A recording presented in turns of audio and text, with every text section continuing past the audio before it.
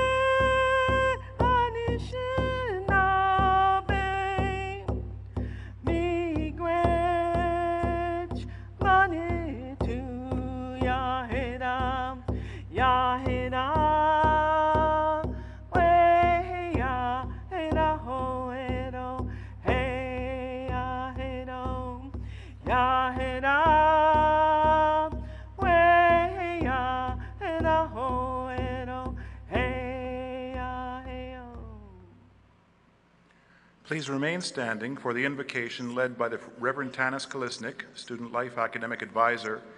Reverend Kalesnik will be followed by Elder Stella Blackbird, who will provide a blessing upon this ceremony and the graduates.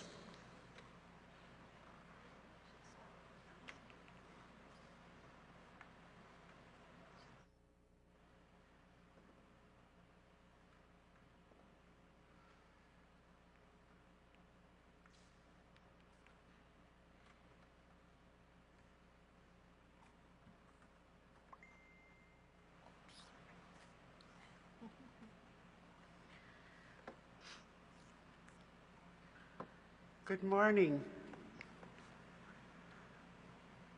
I'm going to lead you in a prayer. Each and every one of us has prayers. Ahaw ni mo so maknoh ko makinanas kom na niak tawasamis kami kusit kihios kon si kason mas kanon wa ko makan. Thank you, Great Spirit, for a beautiful day to celebrate with my little brothers and sisters their achievements.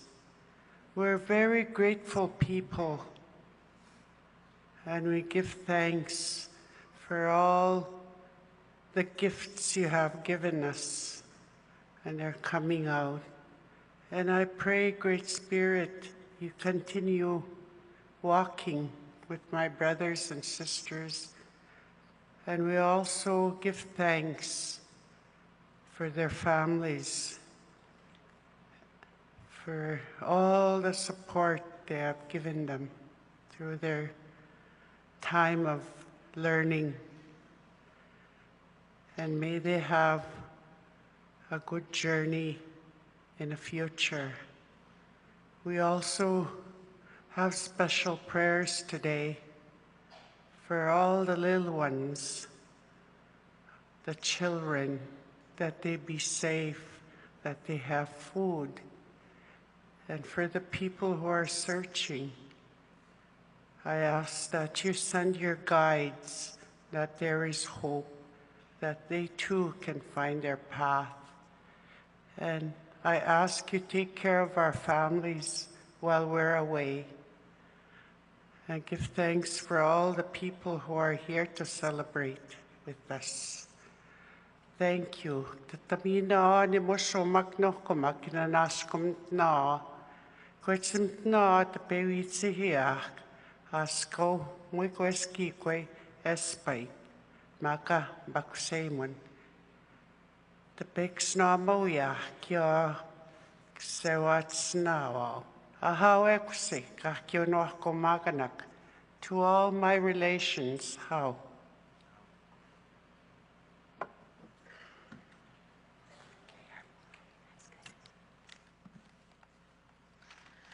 Good morning. Let us continue in prayer. Almighty God, known by many names, we invoke your presence with us this day. Today, we celebrate the achievements of those receiving University of Winnipeg degrees. Allow joy to fill their hearts because each of them deserve every good gift a wonderful life can hold. May their studies continue to open minds to new ideas and build in us all a deep respect for one another. We give thanks for the University of Winnipeg and the legacy of excellence that continues to grow here. Bless all those who have supported these students on their academic journey, in the classroom, their professors, their peers, and support staff, and at home, their family members and friends. These students are beginning new chapters in their lives. Bless them, Creator God. Surround them with your love and protection wherever they find themselves, and help make a difference in making this world a better place. Hear our collective prayer. Amen.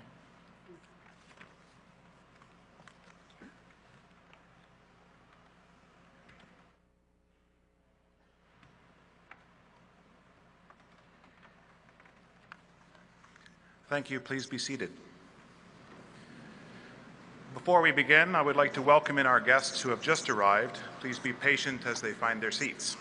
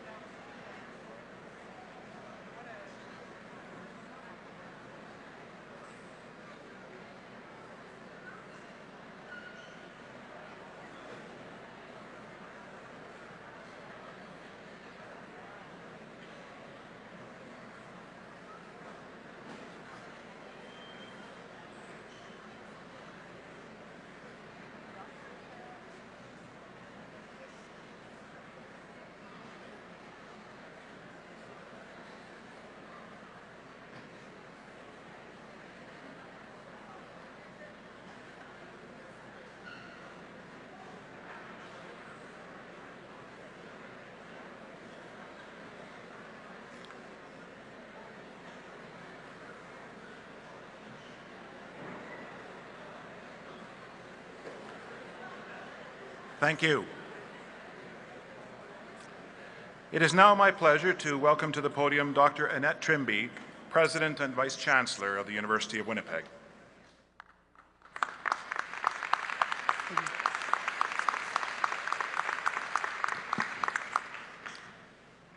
Good morning and welcome to the University of Winnipeg, located on Treaty 1 land in the heart of the Métis Nation. I always begin with a significant acknowledgement to recognize the influence the land we are located on, its history, its present, its peoples, and its relationships must have on everything we do. It is my pleasure to welcome you here and to preside over today's ceremonies. Mr. Chancellor, distinguished guests, members of the graduating class, families of the graduates, colleagues, and friends of the University of Winnipeg, I have the honor to declare open this 109th Convocation of the University of Winnipeg for the conferring of degrees in Theology, Marriage and Family Therapy, Education, and Kinesiology. We are pleased to be joined by a number of distinguished platform guests, and I want to introduce them at this time. I would ask that each person stand briefly as I call his or her name, and I would request that you hold your applause until I have finished the introductions. In the third row, Allison Cox, traditional spiritual Indigenous leader of the Red Robe Women Drum Society Singers. Laura Geringer, president of the University of Winnipeg's Students Association. Sarah Bazan, president of the University of Winnipeg Alumni Association. Dr. Richard Graydon, fellow of the University of Winnipeg. Dr. Keith Black, past honorary degree recipient. Robert Bend, Dean of Collegiate. Gabrielle Prefontaine, Dean of Library. Dr. Fiona Green, Associate Dean of Arts. Dr. Julie Pelche, Acting Executive Director, Global College. Dr. Narumi Taniguchi, Director of Marriage and Family Therapy. Dr. Jan Stewart, Acting Associate Dean of Education. And in the second row, Elder Stella Blackbird, Reverend Tanis Kalisnik, Student Life Academic Advisor, Laurel Repsky, Vice President, Human Resources, Audit and Sustainability, Mike Emsley, Vice President, Finance and Administration, Dr. Gino DeStasio, Vice President, Research and Innovation, Chris Miniker, Senior Executive Officer and Advisor, Dr. Glenn Moulezon, Dean of Arts, Dr. Danny Blair, Acting Dean of Science, Dr. Mavis Reimer, Dean of Graduate Studies, Dr. John Anchin, Acting Dean of Education. And in the first row, Colin Russell, our Registrar, John Dobson, Stars of Spence Street Prize recipient, Dr. Neil Besner, Provost and Vice President Academic, Dr. John A. Bullman, Chancellor Emeritus, past honorary degree recipient, and member of the University of Winnipeg Foundation Board. Bob Silver, Chancellor of the University of Winnipeg. Dr. Cindy Blackstock, Honorary Doctorate of Laws candidate. Kevin Lamoureux, Associate Vice President, Indigenous Affairs. Dr. James Curry, Deputy Provost and Associate Vice President Academic and Acting Dean, Gupta Faculty of Kinesiology. Dr. Dean Kerr, Associate Vice President and Dean of the Faculty of Health Studies, Brandon University. Dr. Gabor Zabrecki, President, University de St. Boniface. This is your 109th Convocation Platform Party.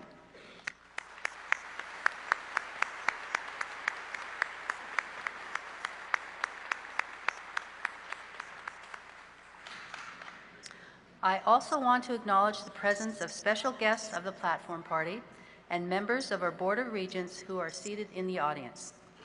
Seated in front of me, or serving as marshals, are members of our faculty whose wisdom, expertise, and generosity of spirit have contributed so much to the personal growth and academic success of our graduates.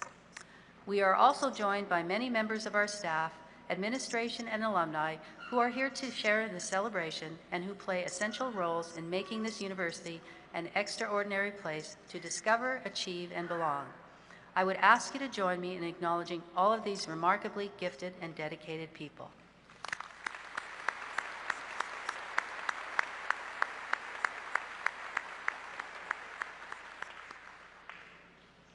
The University of Winnipeg is proud to provide a live webcast of this ceremony for all family and friends who are unable to join us in person today. Welcome to all those who are viewing the ceremony online. Convocation is a special time in the calendar of the university. It is a time when we gather together to honor our grads, bid them farewell, and celebrate their accomplishments. It is also a wonderful occasion to give honors to members of the university faculty, students and staff who have made significant and worthy contributions to our institution. And it is a time when we award honorary degrees to those who have demonstrated exceptional leadership and unparalleled excellence in their fields, helping to define and shape the principles and values that give meaning to our community. Today, we honor Dr. Cindy Blackstock with an Honorary Doctor of Laws. An honorary degree is the highest academic status that can be bestowed on any individual. Those who receive an honorary degree demonstrate dedication and excellence in their field of work and have been nominated for consideration of this title. It is now my pleasure to call upon our esteemed Chancellor, Mr. Robert Silver, to confer special honors on Dr. Cindy Blackstock.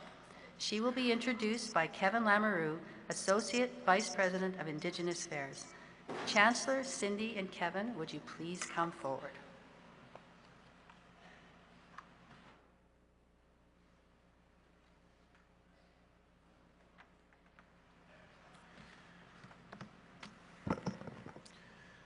Mr. Chancellor, I have the honor to present my personal hero and an inspiration to so many Canadians, Cindy Blackstock, to receive an honorary degree, Doctor of Laws.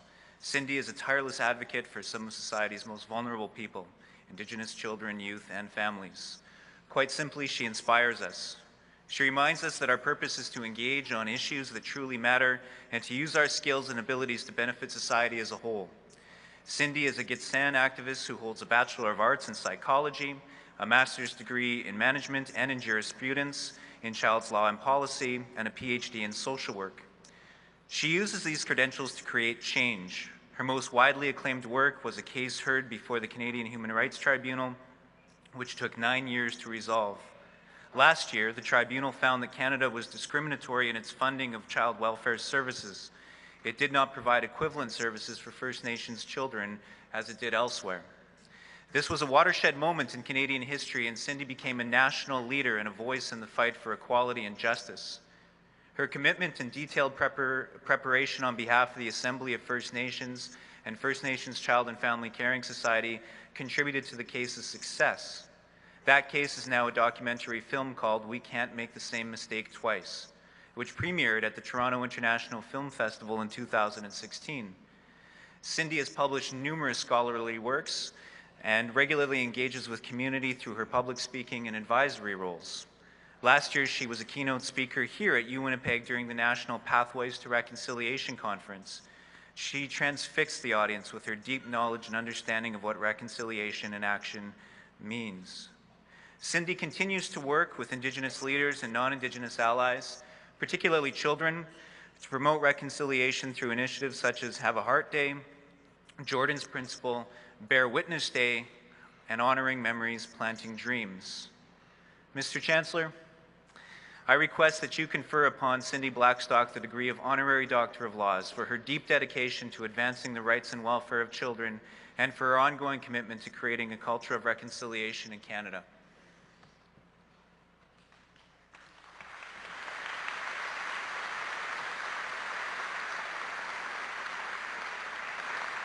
By virtue of the authority vested in me as Chancellor of the University of Winnipeg, I admit you, Cindy Blackstock, to the degree of Doctor of Laws honoris causa, with all the rights and privileges thereto pertaining.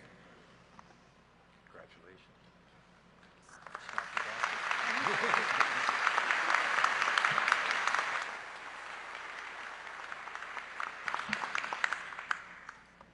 You have to sign this to get it official.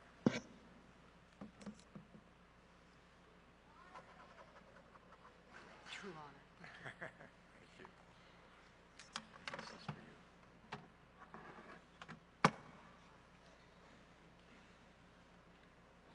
You can put that on your chair.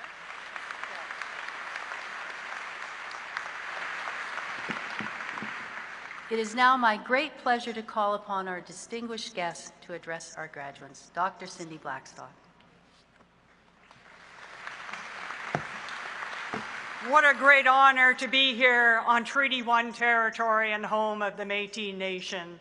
My recognition to the Inuit peoples who have moved here to call it home, and to all of you who have joined them since. It's a great honor for me, and I feel truly blessed to be here with each of you on one of the most important days of your life, celebrating the great achievements and all the hard work you've put in there to achieve your different degrees. Congratulations to each of you for achieving your dream and for achieving the dream of your family and your friends that have held for you, who have loved you, who have supported you.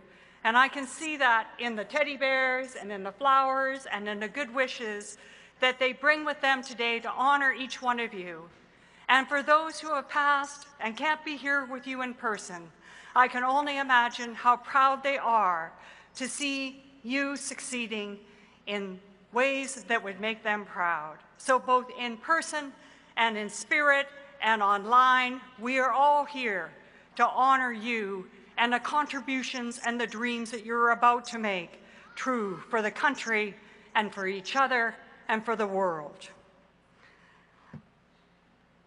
It's been about 20 years since I first came to Winnipeg, and I remember driving by the University of Winnipeg. I didn't really know very much about it back then, but it has come thanks to the work of Indigenous faculty, administrators, staff, and Indigenous students to be one of the landmark universities in this country on Indigenous education. The University of Winnipeg dreamed of reconciliation, and they've done a lot of work to make it happen. So congratulations to all of you. Now, dreams are mystical and wonderful things and are sometimes complicated. If you're a little like me, you went to school, you got a degree, there's going to be a profession written on the paper. There's the dreams that you dream for yourself, and then sometimes, perhaps maybe even oftentimes, there's the dream that life dreams for you. I remember being scared stiff of public speaking. That's how I would choose my university courses. If it had the word presentation in it, I was out of there. Gone like a flash. And that's how I ended up in obscure things like 17th century literature. I think I was the only one in the whole class who couldn't appreciate the beauty of a book actually when you lift it up can be like the wings of angels. And I thought, well, even all books look like wings of angels. I clearly was out of my depth. You know, Nelson Mandela had it right when he said that often it's our greatest gifts that we're most afraid of giving, that we build prisons around our own potential. And when I graduated with my undergraduate from the University of British Columbia with a degree in psychology that I never pursued, I wasn't that confident. I was scared of public speaking, and so I thought to myself, I'm going to get a job in the middle of the pack where there's no public speaking required. It'll pay the rent, and I'll live a good life. And for a while, I did just that. I made mediocre choices, and I got mediocre results. But then there was the dream that life had for me.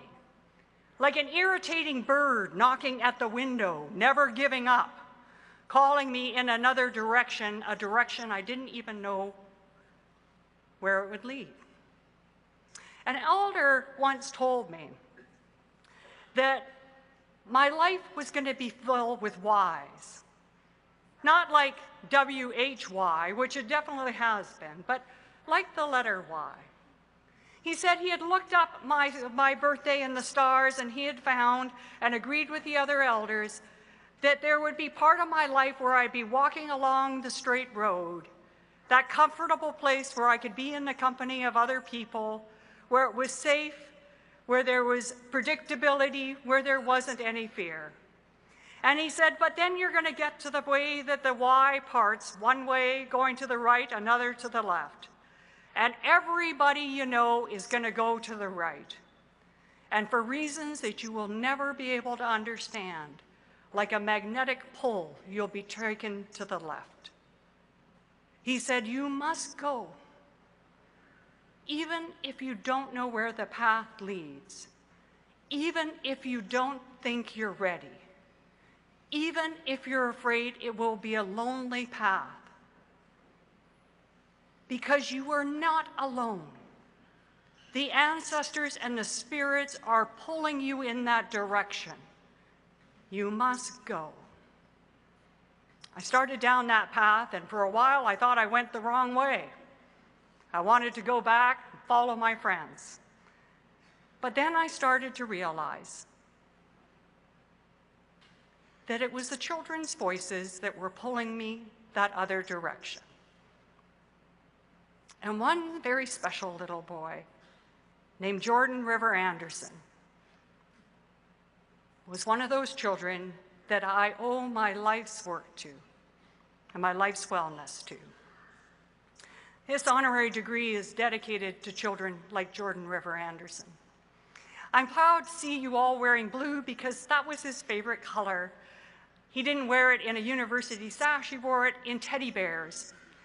And he was born to Ernest and Virginia Anderson here in Winnipeg Children's Hospital in 1999. He had some medical needs, and like many families with ill children, he had to stay in a hospital. The mom looked after him, his dad went back to Norway House to look after the other kids, and finally the day came when little Jordan could go home, to a family home, like all children belong. But Jordan was a First Nations child. If he was non-Aboriginal, he would have gone home that day, but because he was First Nations, the Government of Canada, Indian Affairs and Health Canada, and the Government of Manitoba argued over who should pay. They decided to leave that child in the hospital while they argued over who could pay for things as benign as a shower head. Jordan saw other little boys coming into his ward, not feeling very well, and getting better, and then going home. And he was better, and he was still in the hospital. He waited over 2.5 years for government to do the right thing and to put him first. But as his sister Jerlene Anderson said, eventually he dies after waiting 2.5 years, and he dies of a broken heart, never having spent a day in a family home in 2005 because of who he was.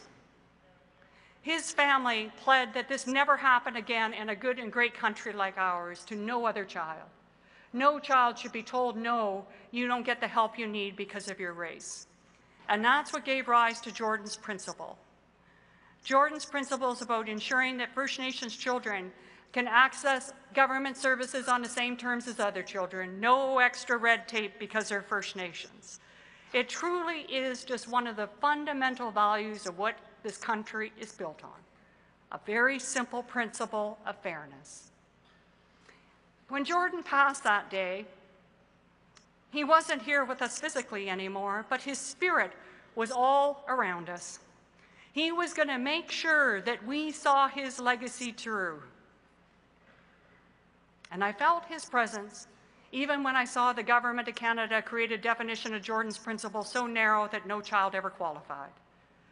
I felt his presence when we fought in the court for the Government of Canada to comply with legal orders to stop this racial discrimination. I saw his presence when I see little non-Indigenous children learning about his legacy and writing letters to the Prime Minister demanding that this discrimination stops. Not only for First Nations children, but because non-Indigenous children have a dream for this country too, and that is they want to grow up in a country where no child is left behind, because every child deserves the right to grow up and be someone important, just like all of you, just like all of you. Now, it's been 10 years since Jordan's principle was passed in the House of Commons, and I'm grateful that after 4 legal orders that the Government of Canada comply with Jordan's principle, that we're inching our way forward. But we're not there yet.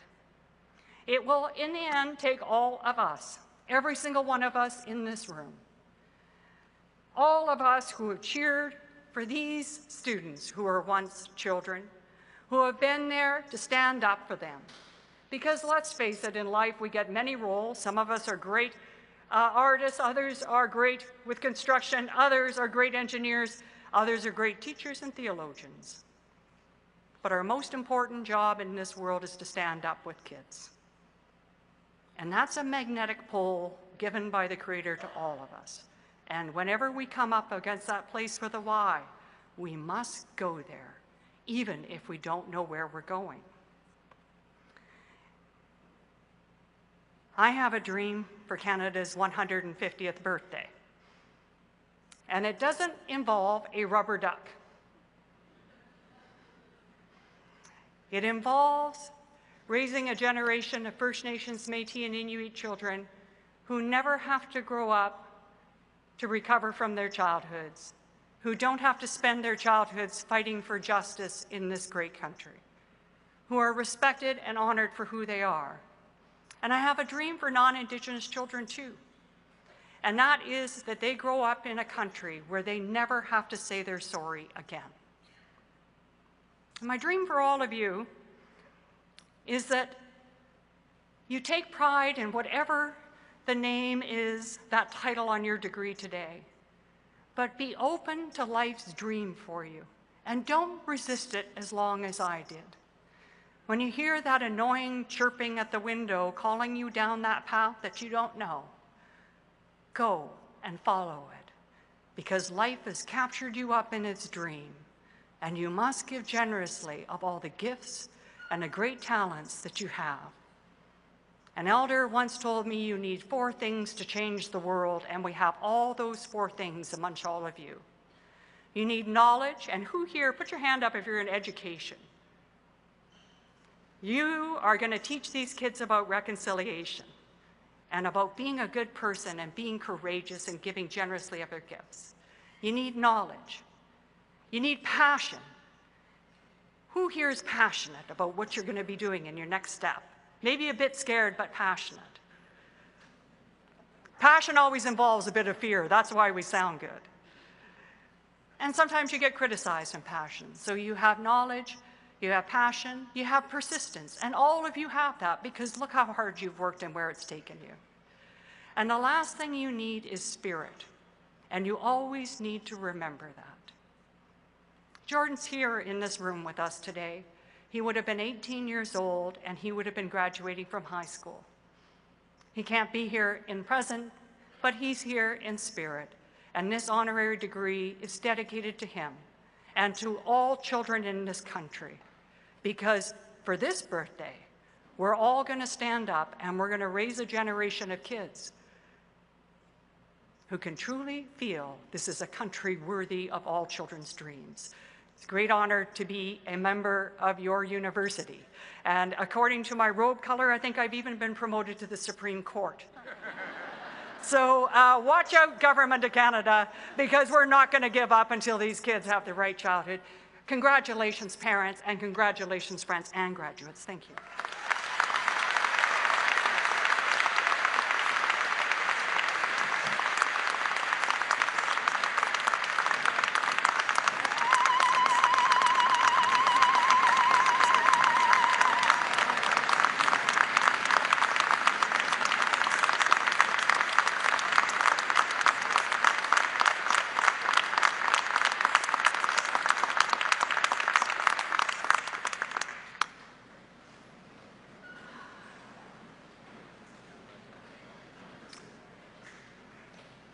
Thank you, Dr. Blackstock, for your powerful and inspiring talk to a very, I think, a crowd that will receive and understand your message well. And I'm so glad that we selected you for this particular group because of their role in educating future students. So it's really hard to kind of go from a talk like that to just normal business. But I do want to appreciate your declaration that this honorary degree is really for Jordan and others like him.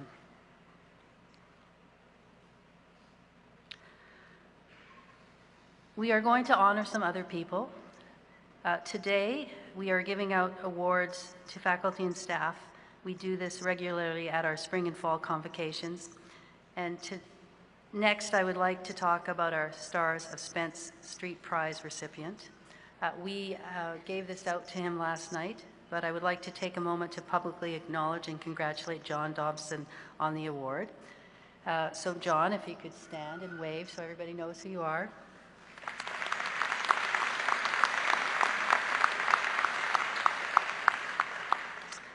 Over the course of 34 years, John Dobson has worked in nearly every department of the library, making him an indispensable source of knowledge for students, colleagues, and faculty alike. And last night he shared that in 1982, he showed up in the library and asked for a job, and he had no skills, no training, nothing to do with working in a library. But apparently he did a deal with the librarian. He promised to go to school in the fall, and he did. So I know for some of you that doesn't seem like reality today. Today you don't just get to walk up to the library and ask for a job. But it worked out real well because he's been a spectacular employee. His passion for helping others is exemplified by his kind demeanor and thoughtful approach to every query, no matter how complex. One of his library colleagues put it best: the depth of John's humility is the only thing that rivals his intellect. As the library's scholarly communications and web design specialist, John's behind-the-scenes technical support maintains essential library services for everyone in the university community. John has a multifaceted skill set. He recently helped with the layout and online journal management of UWinnipeg's new student journal called Crossings, and has gained a reputation as an expert editor for faculty member publications. John is himself a UW alumnus, having graduated with bachelor's degrees in theater, English, and history. Many might be unaware, but John has strong academic interest in Eastern Europe genealogy, Dutch translation, and mathematics, a discipline in which he publishes.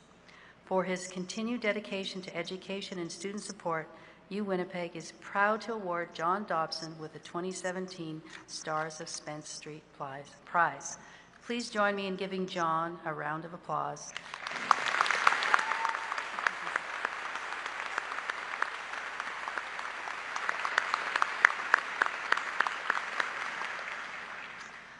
We have now come to the part of the program that our graduates and you, who are here to share this special occasion with them, have eagerly been anticipating. The Registrar, Colin Russell, will present the graduates, and our Chancellor, Mr. Robert Silver, will confer the degrees. The parchments will be handed to the graduates by the Dean and Associate Dean of each respective department. Each graduate will be presented with a University of Winnipeg alumni pin by Sarah Bazan, President of the Alumni Association Council, and President of the Students Association, Laura Geringer. This is a rite of passage, an occasion for jubilation for our graduates and for the friends and family who have helped them on their way. Please feel free to express your admiration of our graduates or any particular graduate as they cross the platform. Mr. Russell and Chancellor Silver, please. Would the graduands please rise as their degree is called and remain standing while the other degrees are announced? Master of Sacred Theology, Master of Divinity, Master of Arts in Theology, Master of Arts in Spiritual Disciplines and Ministry Practice, Bachelor of Theology, Master of Marriage and Family Therapy, Post-Baccalaureate Diploma in Education, Bachelor of Education,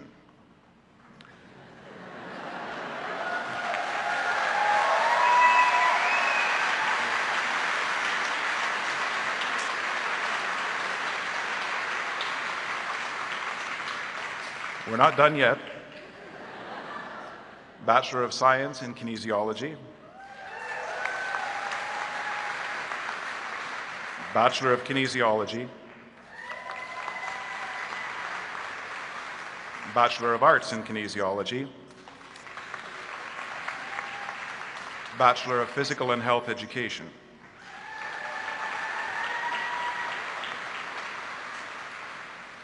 Mr. Chancellor, on behalf of the Senate, I request you to confer upon these candidates and upon those receiving their degrees in absentia the degree for which they have qualified. By virtue of the authority vested in me by the University of Winnipeg, I admit those present and those receiving degrees in absentia to the degrees for which the prescribed studies have been completed, with all the rights and privileges thereto pertaining. Please shift your cap tassels to the left. Congratulations, you are now graduates of the University of Winnipeg.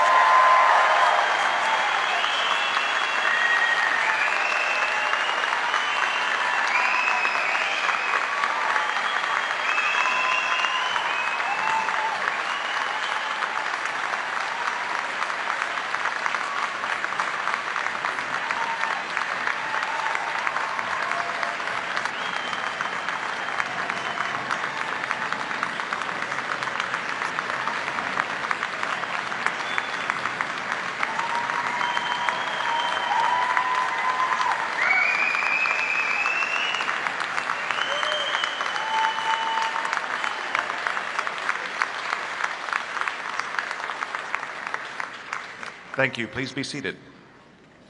Mr. Chancellor, I now beg leave to present the graduates for congratulations.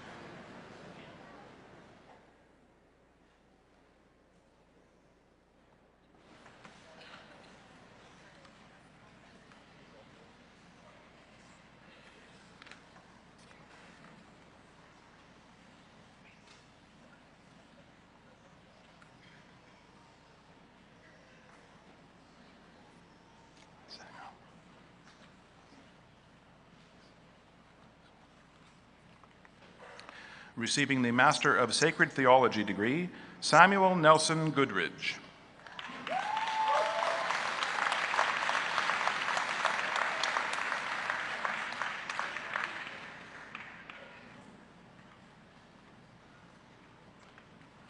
Receiving the Master of Divinity, Colleen Susan Matthews.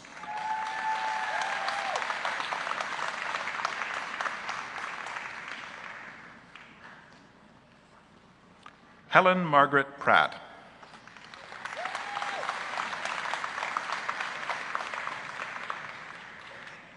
Receiving the Master of Arts in Theology, Joanna Marie Hebert Bergen.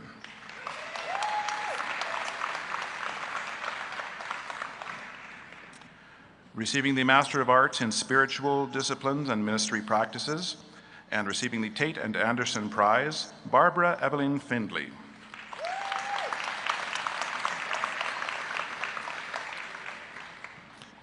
Receiving the Nisbet Memorial and Winchester Prize, Joshua Philip Ward.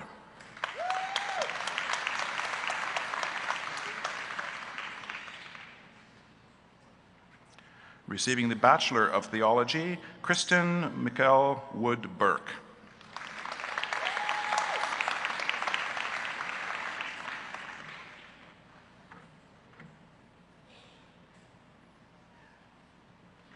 Receiving the Master of Marriage and Family Therapy, Stuart Hubbard.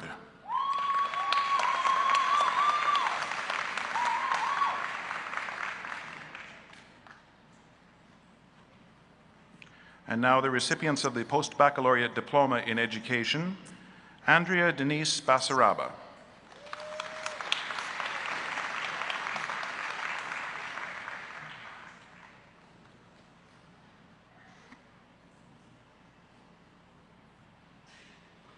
Veronique Christine Bedard.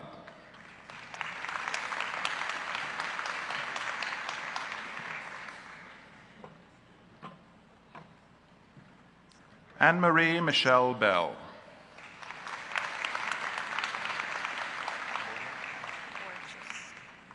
Susan Miranda Pereira Borges.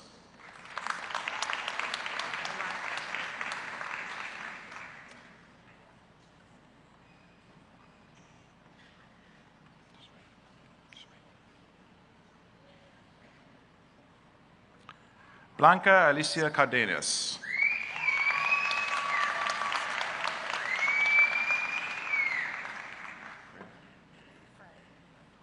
Fernanda Maria Diaz Frere.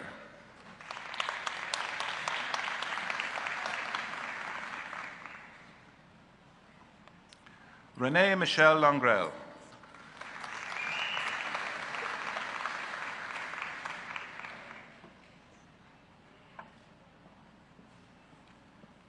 Brittany Joanna Lasco.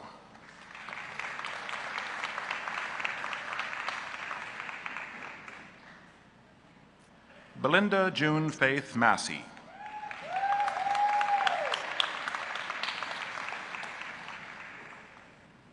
Shannon Lee McMurtry.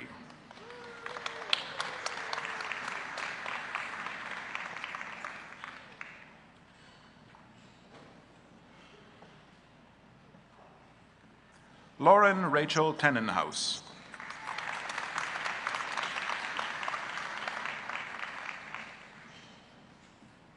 Cheryl Waters. Are we allowed to do that to my students if they want to?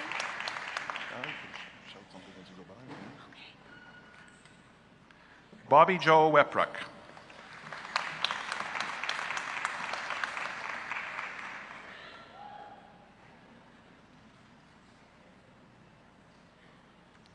Harry Weeb.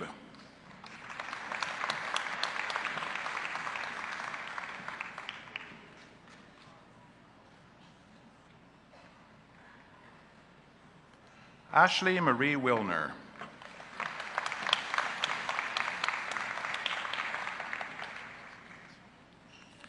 And now the recipients of the Bachelor of Education degree receiving the University Silver Medal for the second highest standing in education and the valedictorian this morning, Bethany Grace McLean.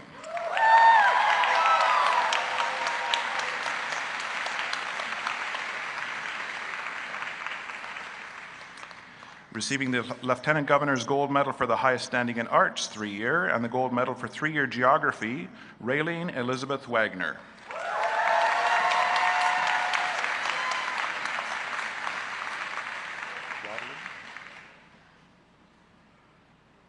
Rodalyn Rose Aaron.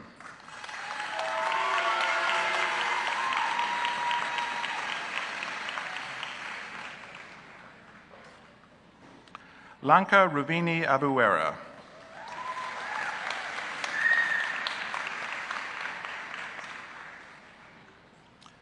Claire Milan Parker Aiello.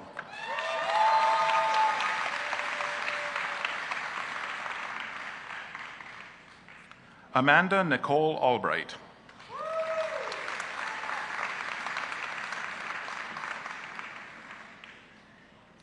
Kirsten Lee Amos.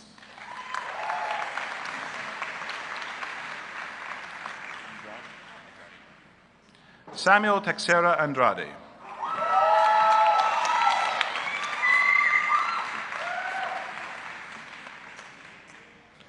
Laurel Brooke Appel.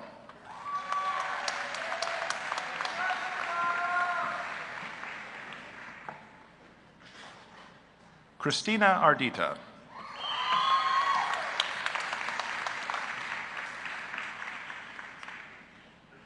Michelle Marie Solange Arnaud.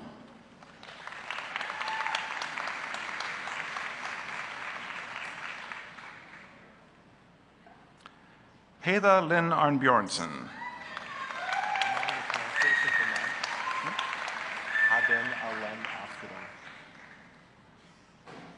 Hallam Abem Askebom.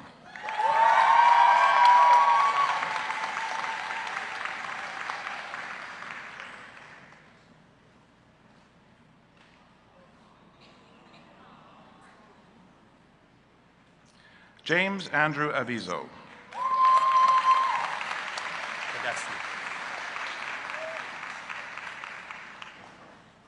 Aaron Joseph Badescu.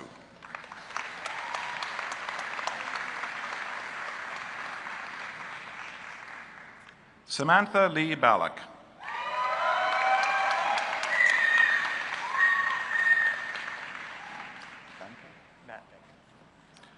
Robert Matthew Banka.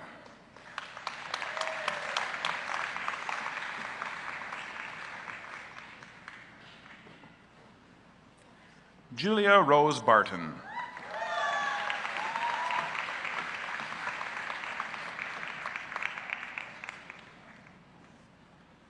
Tamara Diane Bader.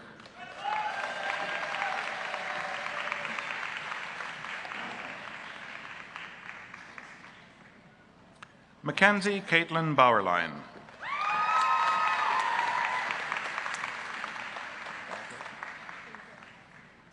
Ashley Ann Beze.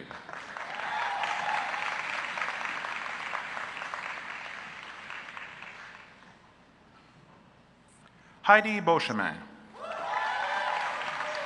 So it's Annika Janice Beer.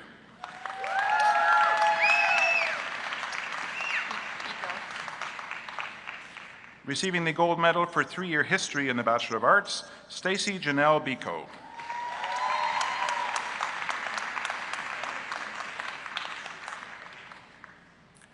Receiving the gold medal for 3-year psychology, Brittany Christina Bell.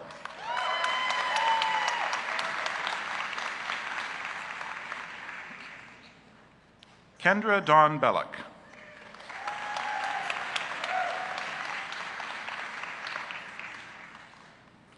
Jeremy John Bender.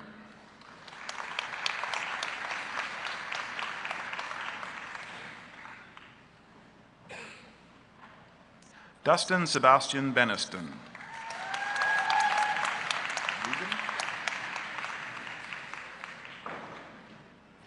Regan Brereton Waller.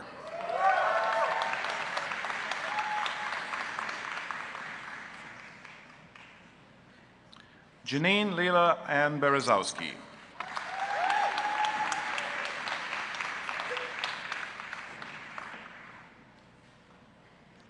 Jessica Jeanette Best.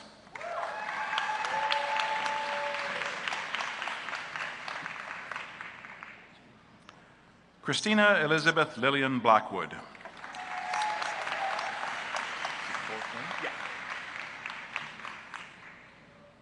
Brett George Borquin.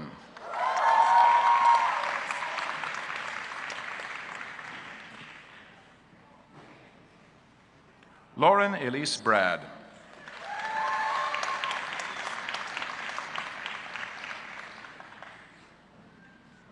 Taylor Lee Brad.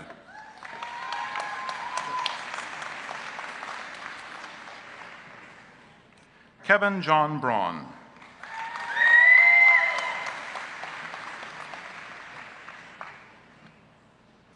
Anthony Jose Rodriguez Brito.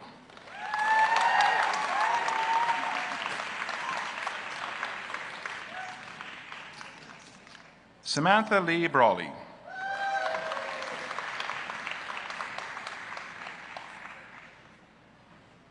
Andrew Roderick Brown.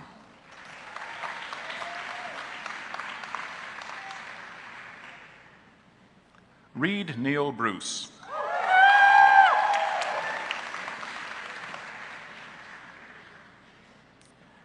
Anna Teresa Bashuti.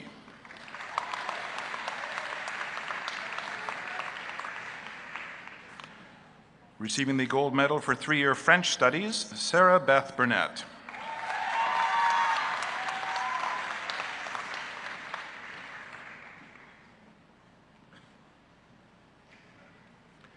Megan Elizabeth Sophia Burns.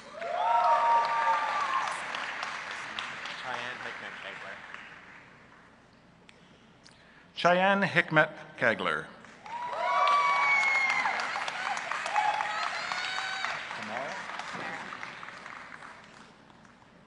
Danielle Ray Camara.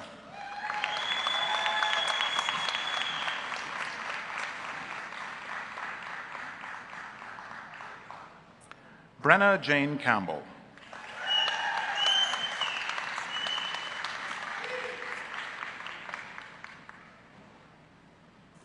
Rhiannon Eve Campbell Stovall.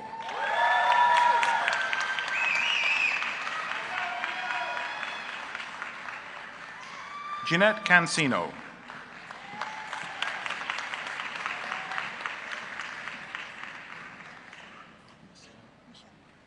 Michelle Capelli.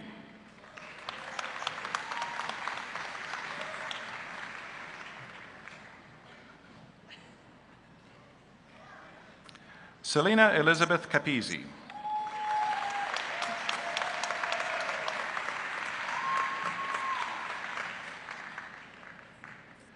McLean Chase Thomas Cardinal.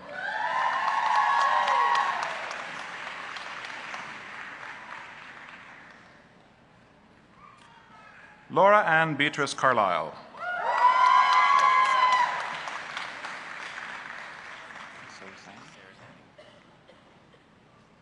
Cameron Miles Sarasani.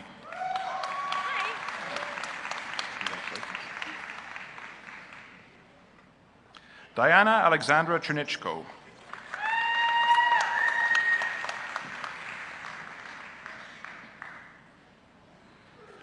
Brendan Stephen Krusty.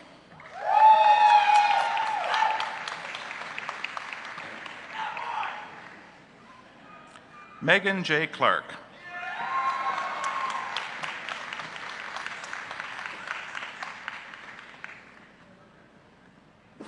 Kaylee Margaret Coulter.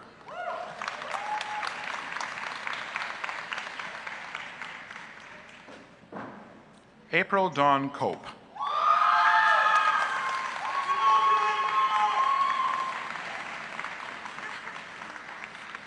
Derek Lee Kubra. Hi, Diana Cowley. Diana Rose Cowley.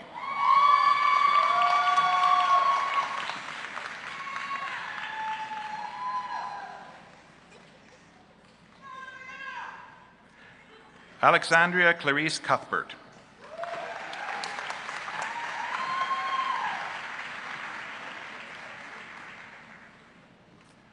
Kaylee Noel Dangerfield.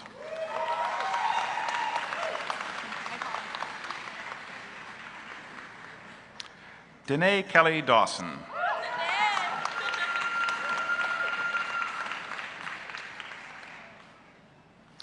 Jadalyn Santiago Deo.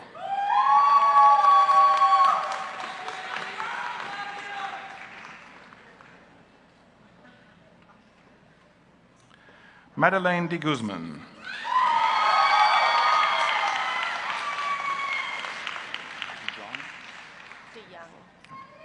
Olivia Michelle DeYoung.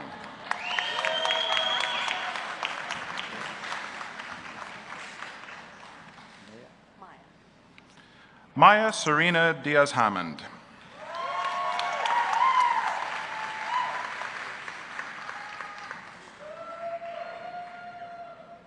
Jennifer Annette Dyball.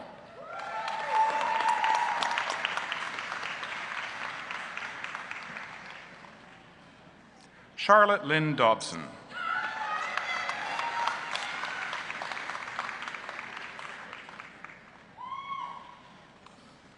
Jedediah David Dodd.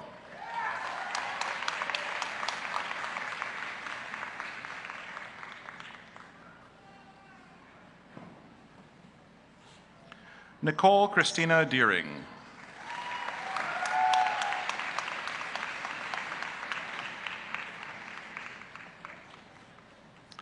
Catherine Ann Dewar.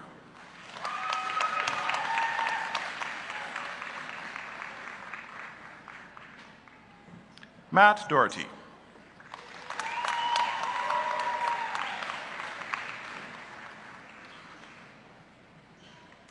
Matthew Abram Duick.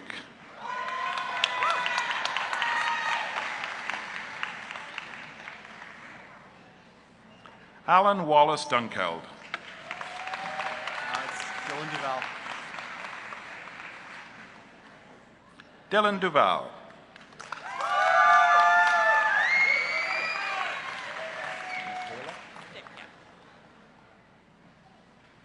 Michaela Ruth Dick.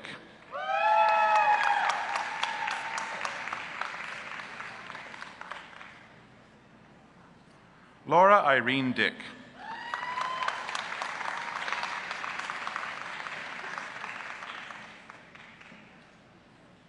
Brendan Bradley Eady.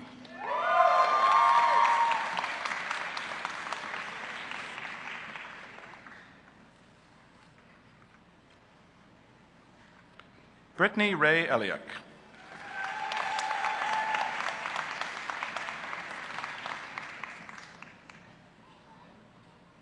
Veronica Ingrid Fieldhouse.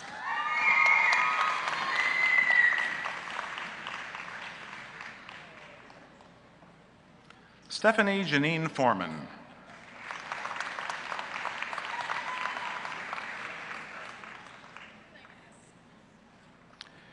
Tejal Celeste Christensen Friesen.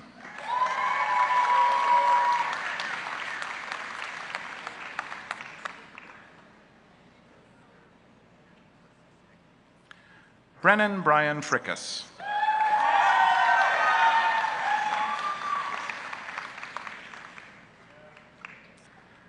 Kelsey Erin Fuller.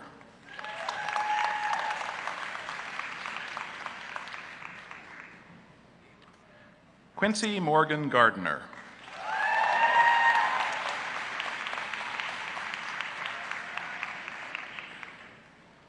Brett Ronald Geisel.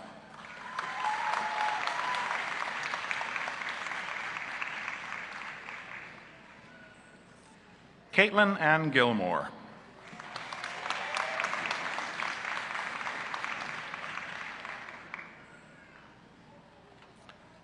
Katie Nicole Goosen.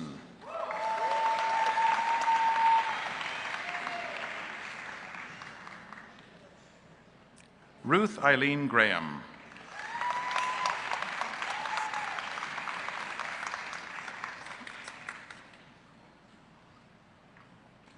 Taylor Marie Gregory.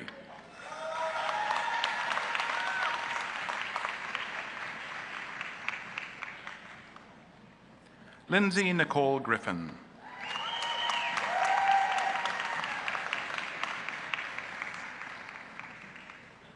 Ashley Selena Hampton.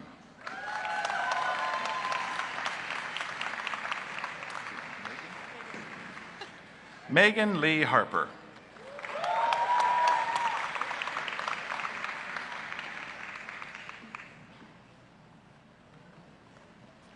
Alana Kate Harrison.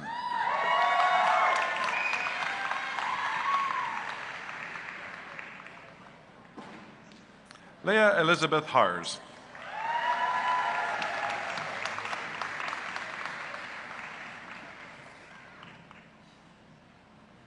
Stephanie Gail Heinrichs.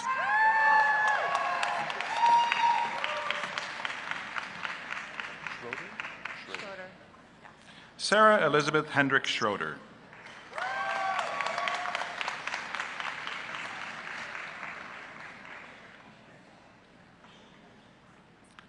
Margot Lorena Jane Hebert.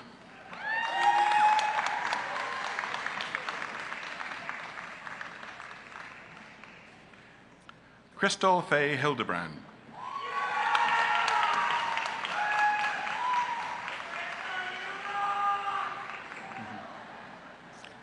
Amy Joelle Hodges.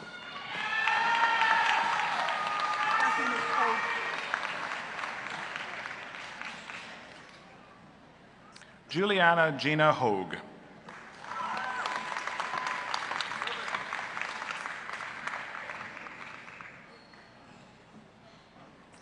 Connor Lewis Peter Hopper.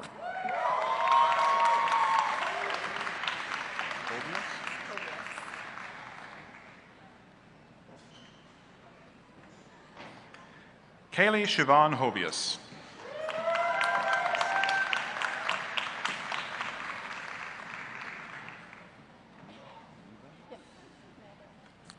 Riva Irvin Hudon.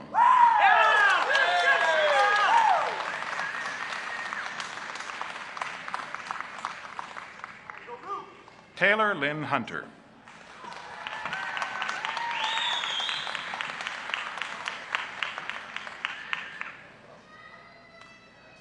Jennifer Michelle Hydrochuk.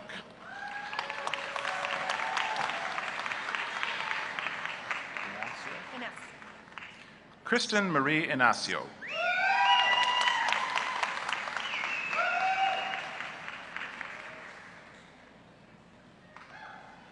Jatinder Pal Singh Jara.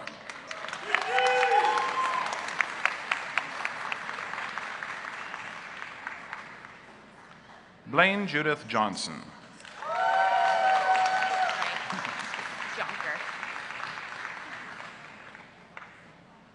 Amanda Grace Jonker.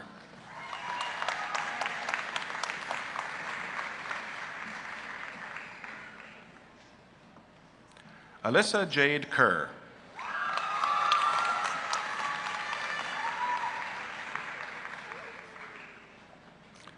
Elisha Gail Ann Klein.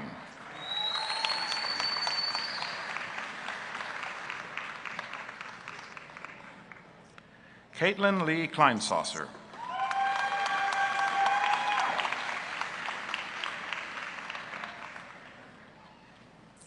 Jesse Alexander Klim.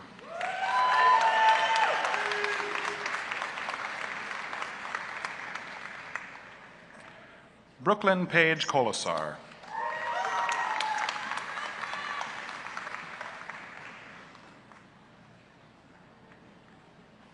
Julie Elise Kolisnik.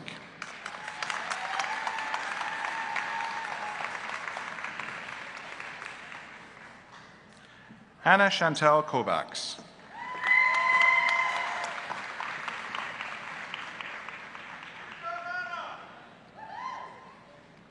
Sarah Jane Kowalski.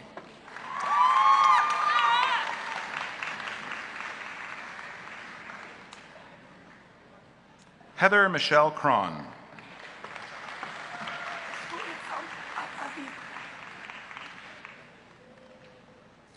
Aviva Sarah Kramer.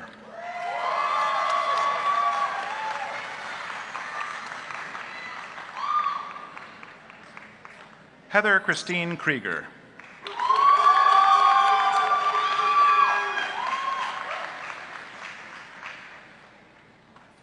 Alexandra Jane Kress.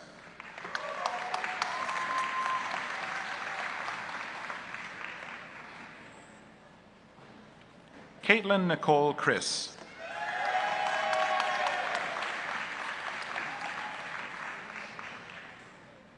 Courtney Lynn Kwasnitsa.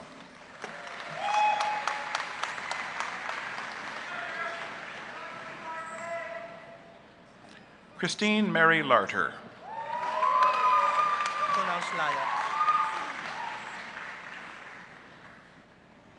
John Marco Laya.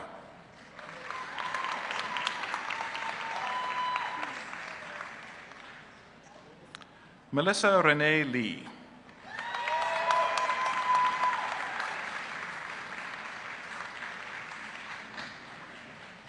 Danielle Amber Lynn Lefko.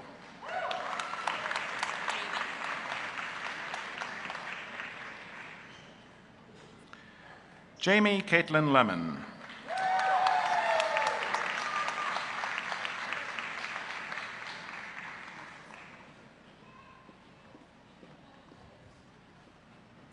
Alana Ray Levasseur.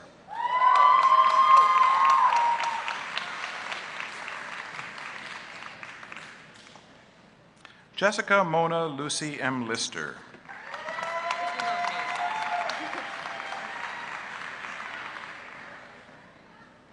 Cara Brielle Loney.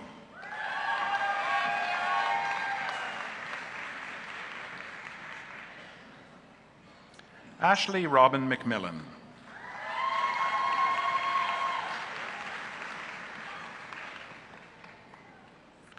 Caitlin Anna Madzik.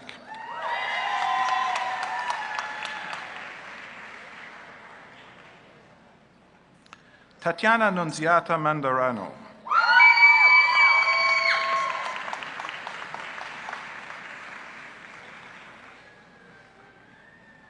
Debbie Allen Mania.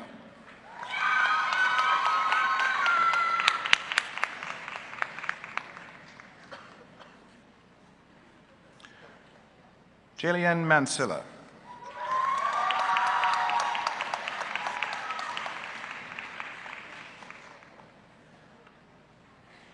Cindy Irene Marin.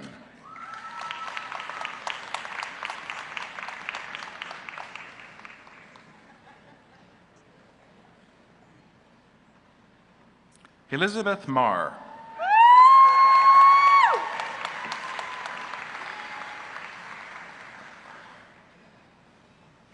Rebecca Lynn Marr.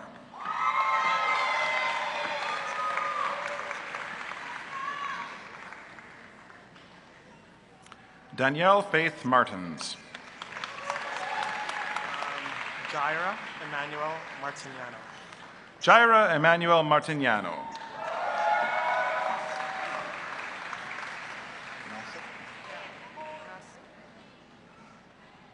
Edina Masick.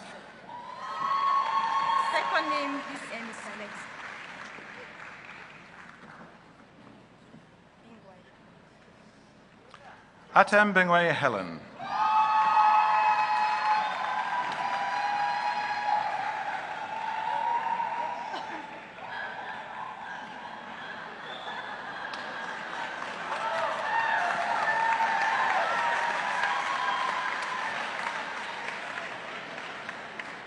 Tyler McGurry.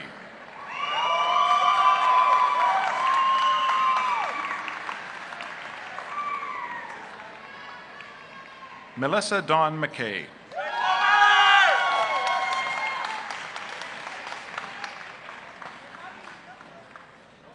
Kelly Keandra Mendron.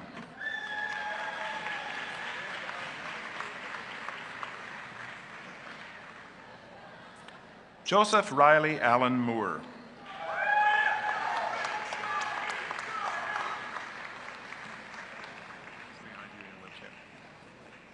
Sabrina Marie Moret.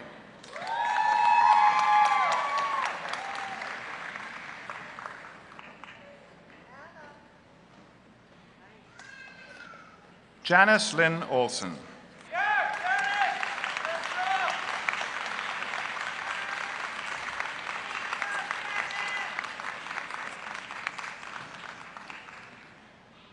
Royce Francis Murray.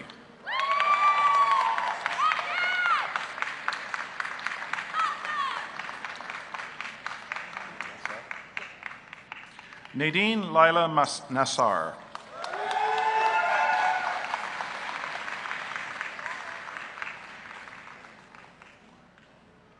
Anna Neal.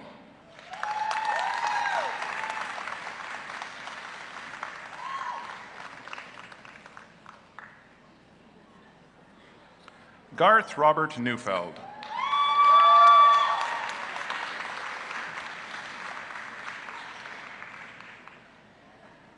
Stephen Daniel Nuttall.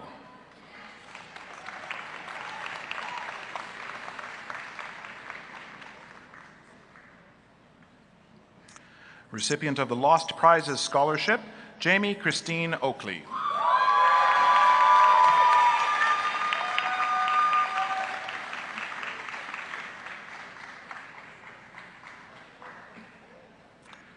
Megan Kelsey Mulhern.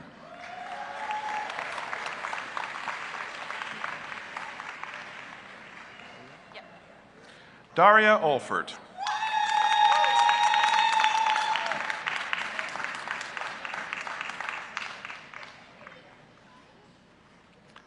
Vernalissa Ong.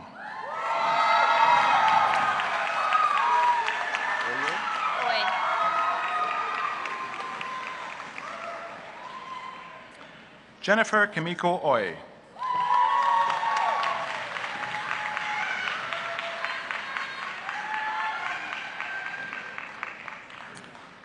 Receiving the Lost Prizes Award and the Bill Gadsby Pre-Service Teaching Award, Caitlin Rose Poslowski.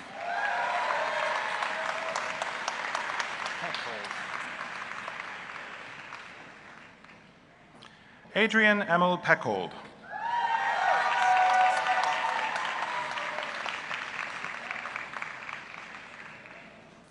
Chelsea Lee Smith.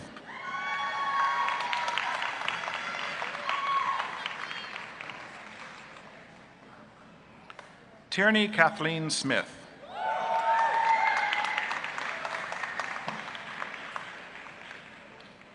Receiving the gold medal for 3-year German studies, Katrina Suzanne Penner.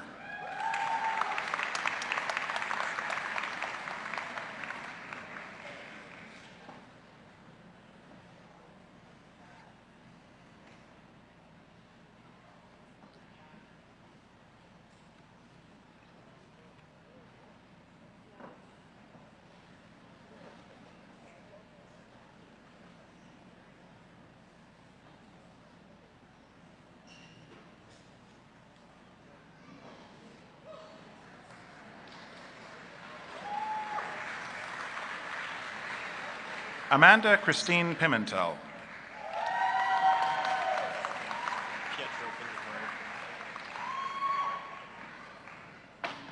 Lucas Pietro Pingatori.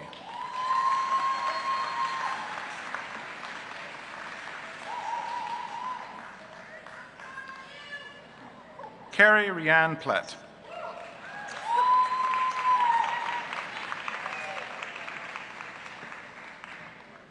Samantha Ruth Plett.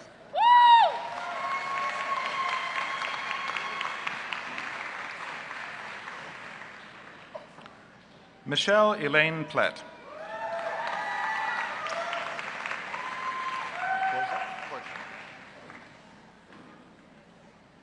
Robert Mark Porchik.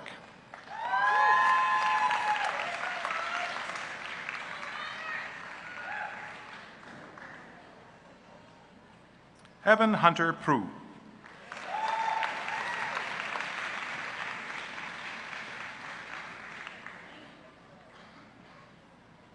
Jeffrey Randolph Redman.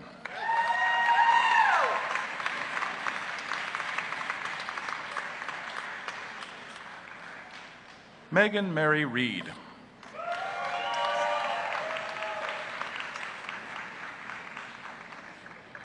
Receiving the gold medal for 3-year mathematics, Cara Brianne Reimer.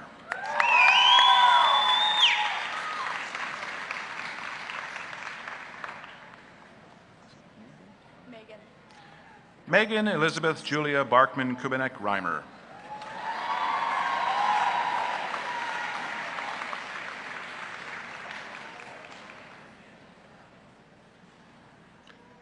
Jalissa Dunay Rempel.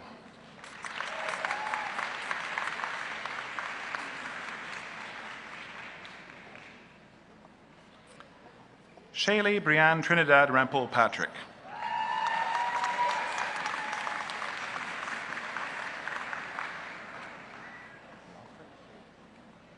Courtney Anne Marie Riopka.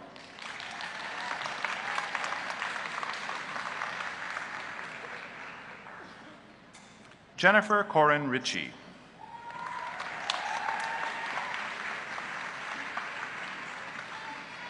Celeste Narcisa Roca Saint Laurence.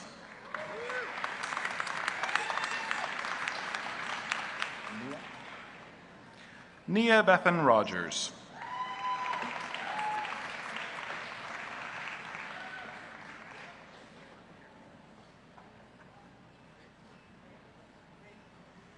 Christopher Murray Ross.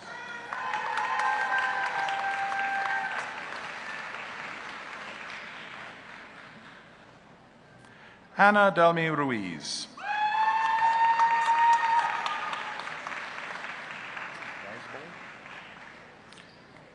Kyle Ryan Risebol.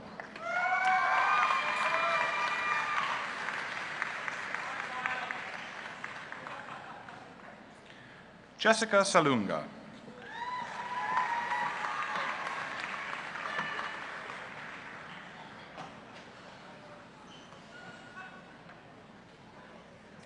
Alexander Stewart Nicholas Sango Spence.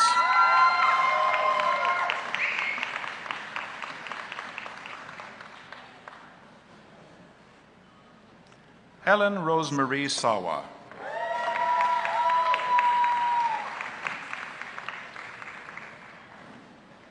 Stephanie Mary Diana Sawatsky.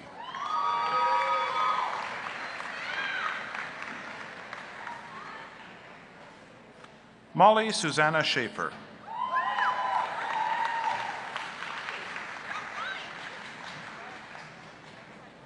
Brittany Ann Shetler.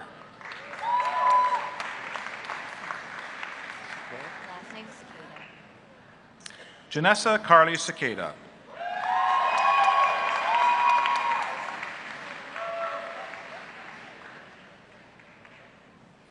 Jordan Ashley Lynn Shaw.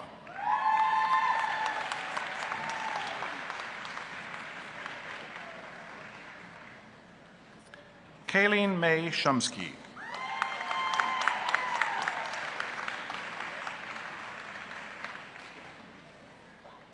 Kiera Aspen Simeo.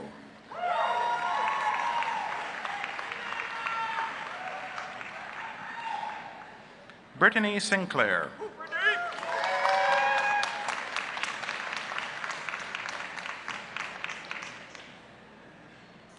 Amandeep Kaur Singh.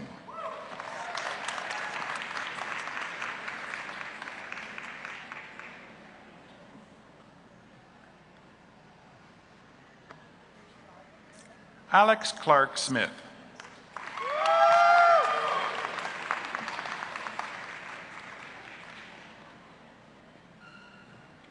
Caitlin Quinn Smith.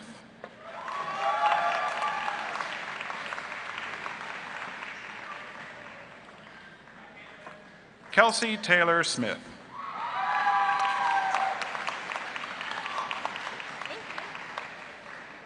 Jacqueline Jones Saint-Hilaire.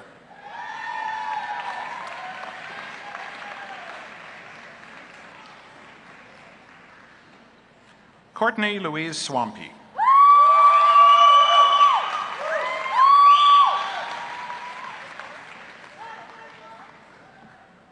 Luke Sante Paul Turano.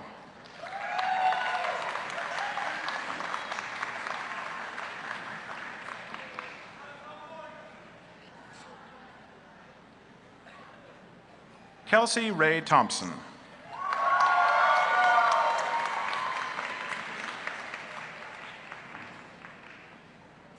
Lindsay Ann Travers.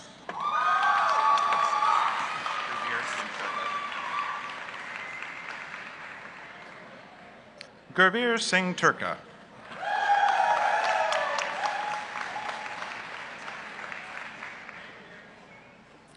Micah Shane Dela Cruz Ugto.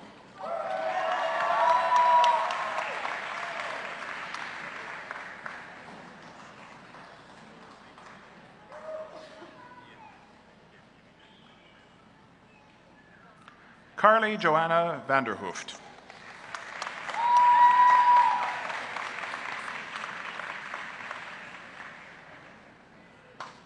Haley Dawn Vincent.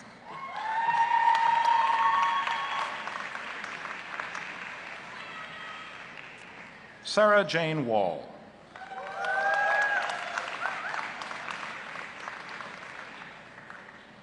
Nicole Elaine Workington.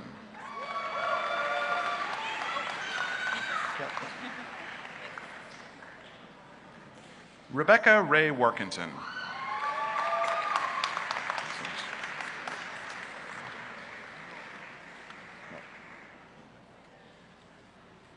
Ashley Megan Watson.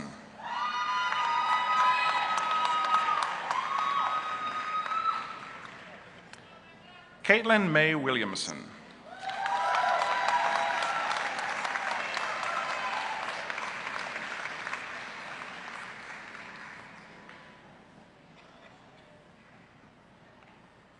Alexa Taylor Cindy Wormy.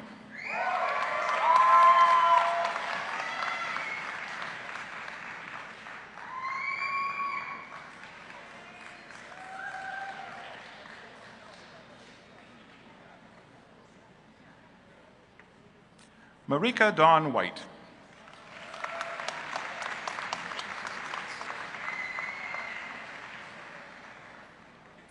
Lucas Gilbert Scott Wichenko.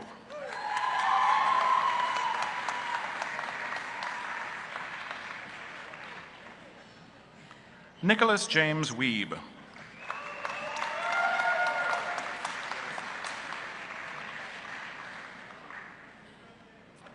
Taylor Page Wilgosh.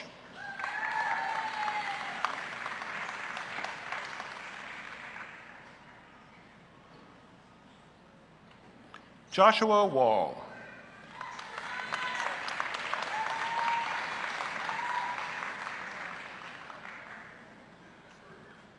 Corey Watt.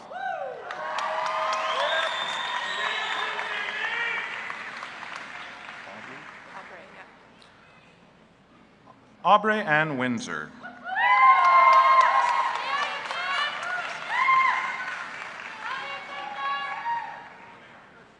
Tanya Faylene Woloshin.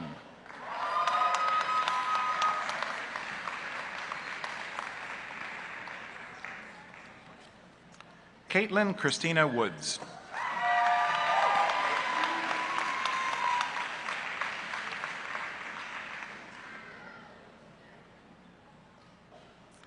Nicole Lynn Wright.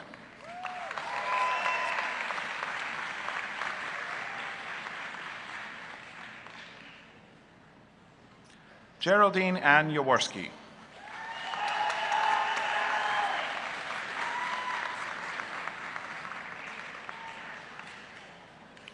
Carolyn Kathleen Zacharias.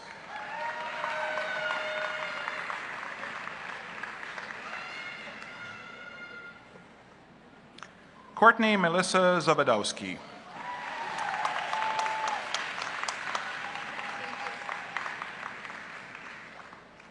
Chelsea Alana Zelnick.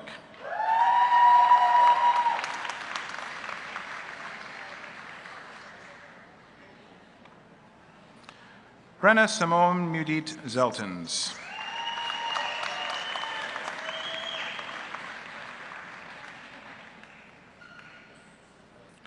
Carrie Lynn Zigarlicki.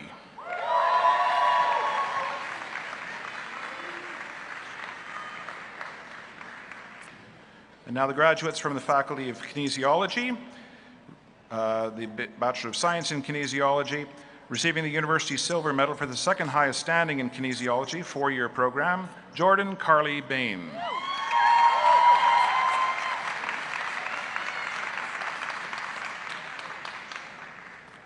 Sydney Dawn Arnold.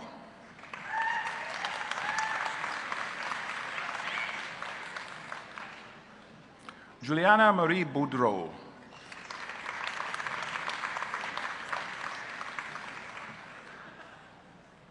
Brendan Michael Corr.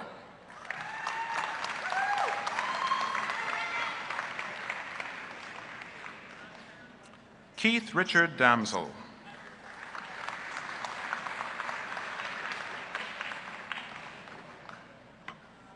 Tai Dang.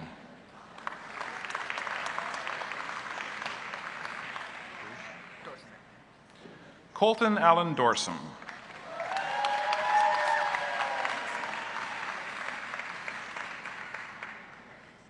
Kevin Patrick Haynes.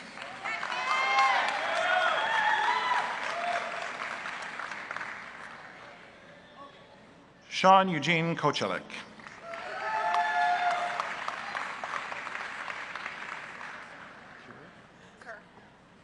Carissa Dawn Kerr.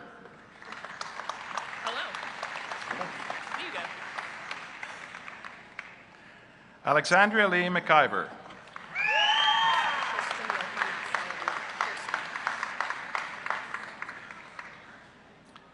Kirsten Joanna Sullivan Grell.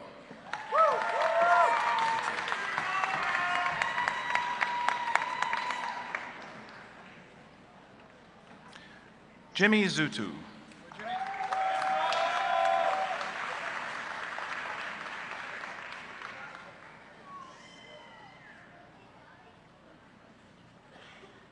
Ganesh Taylor.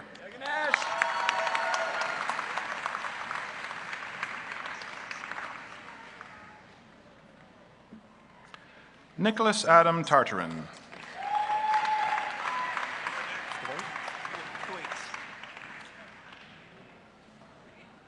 Harley Austin Thwaites.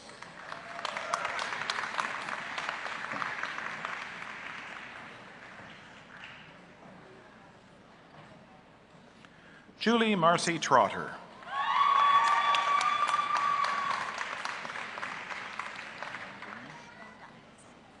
Chelsea Darlene Van Dynes. Paul Alexander Yuri. Paul Alexander Yuri.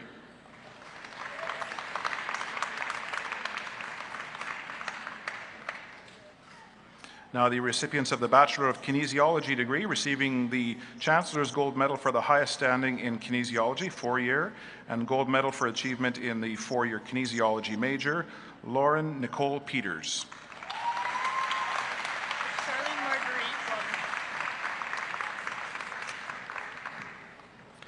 Charlene Marguerite Bardnerchuk.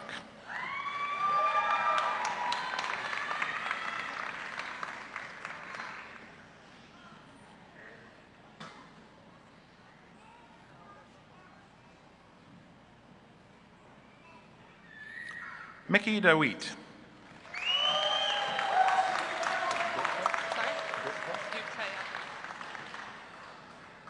Natasha Marie Dutka.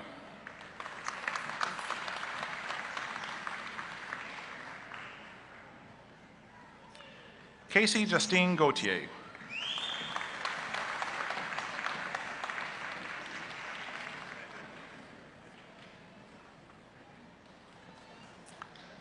Carlin Blair Groff.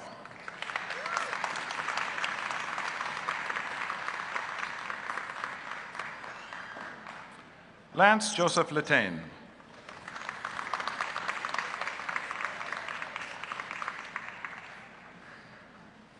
Kylie Justine Kewick.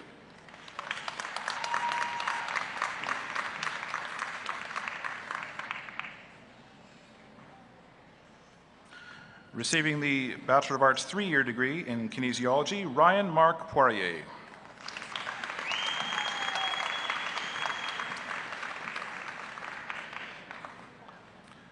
Taryn Maureen Shinneman.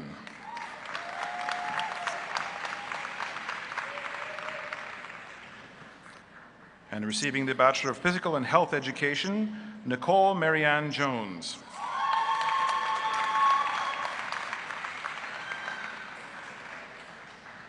Jennifer Marie Kitchen.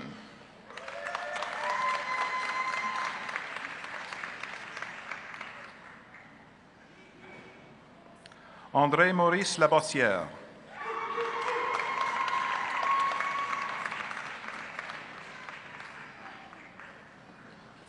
Olivia Marie Sarmiento.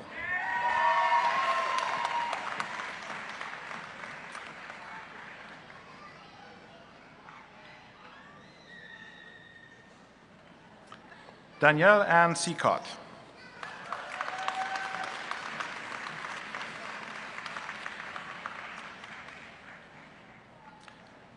Tristan Luc Robideau-Terrien.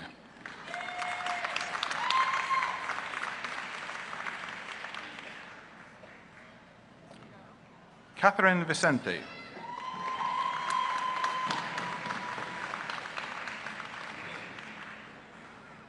Matthew Hamilton.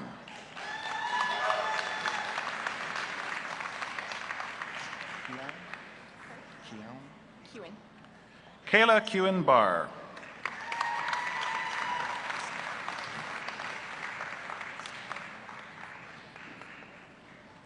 Caitlin Alab.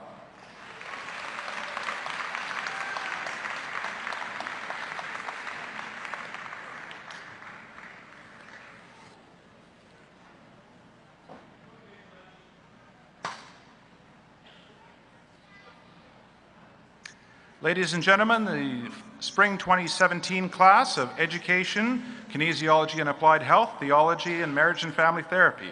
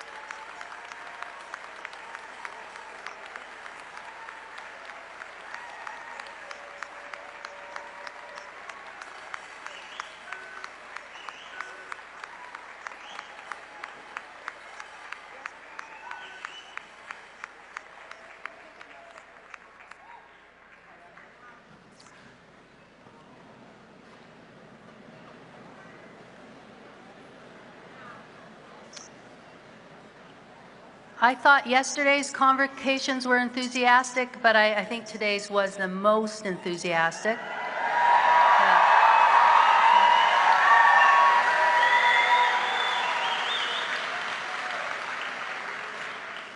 So one of the things I talk about with my current chancellor and the fellow sitting beside him who at one time was chancellor, who's actually been on our platform for 50 years, is we talk about how it's such a gift for us to get to be here and to see your sons and daughters, mothers, fathers, cousins, you name it, whoever you're here for, stand in line and then walk up the stairs. And I have to tell you, they all look really, really nervous right at the beginning.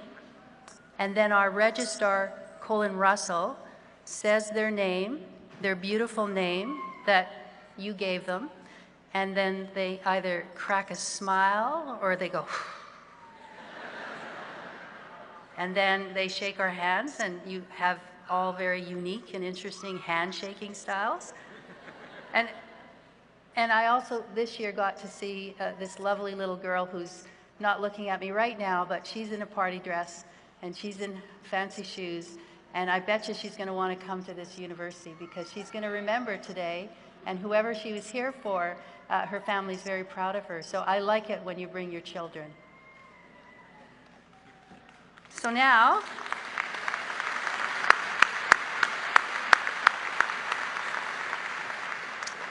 I now invite Sarah Bazan, President of the University of Winnipeg Alumni Association, to welcome the graduates to the Alumni Association.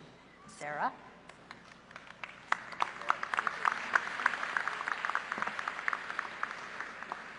Graduates, family, friends, and honored guests, it is with much pleasure that I celebrate the University of Winnipeg graduating class of 2017. On behalf of the Alumni Association, its council, and the more than 50,000 alumni of the University of Winnipeg, I offer my congratulations to each and every one of our graduates. I want to briefly share with you some small insights that I hope will carry you on in your journey. These observations come from the life of Charles Darwin, who has become a fascinating subject to me in recent years. Many of you already know that Darwin led an extraordinary life. He was the first natural scientist to develop compelling evidence for the evolution of species based on the principle of natural selection. Yet he was also known for his idiosyncrasies. He loved to play backgammon, he had a love for gastronomy, he ate an owl, an armadillo, and a tortoise, and he once advised his son to play the bassoon for a pot of earthworms in his parlor. These anecdotes aside, there are two key ideas that I most want to impart to today's graduates. The first is the principle of chance. For Darwin, contingency shaped all of life from its earliest of beginnings. He asked, what are the conditions that bring forth a creature so surprising as the platypus, or so remarkable as the ostrich? How did these peculiar species emerge in the planet's natural history? This principle of chance governs so much of who we are and who we will become. We then have to inquire, what if you had never come to this place? Who would you be if you had not studied at the University of Winnipeg? What if you had never taken a class with that professor who inspired you to shift the course of your studies? This evolutionary principle invites us to consider who we might have been, if not for the singularity and uniqueness of this institution, which consistently produces exemplary graduates who are socially aware, who are oriented towards service to the communities of Winnipeg's urban core, and who are committed to shaping the civic values of this city, this province, and this nation. The second key insight we can glean from Darwin is the importance of returning home. This is perhaps the most captivating part of Darwin's story because it is so straightforwardly simple. Darwin wasn't necessarily the most scholarly of students. He was an ordinary person who did extraordinary things. For instance, he dropped out of medical school at the University of Edinburgh, much to the displeasure of his father. Then he made his way to Cambridge and later found himself aboard the HMS Beagle for nearly 5 years, where he observed the stunning coastlines of the Cape Verde archipelago and the frothy shores of the Cocos Keeling Islands. He went off on his own way for a time, but he then returned home to the quaint and quiet county of Kent in southeast England for the remainder of his life. It was here, at his home, that he accumulated the evidence he needed to publish on the origin of species.